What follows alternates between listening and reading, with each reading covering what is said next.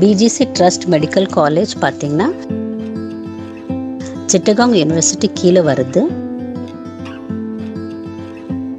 2002 நிர்வாகப்பட்டது.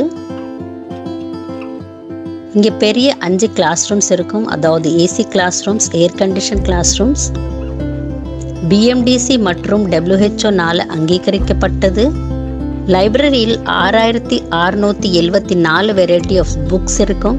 ஒரு கிளாஸ் ரூம்ல ப்ரொஜெக்டர் மற்றும் மைக்ரோஃபோன் சிஸ்டம் இருக்கும்.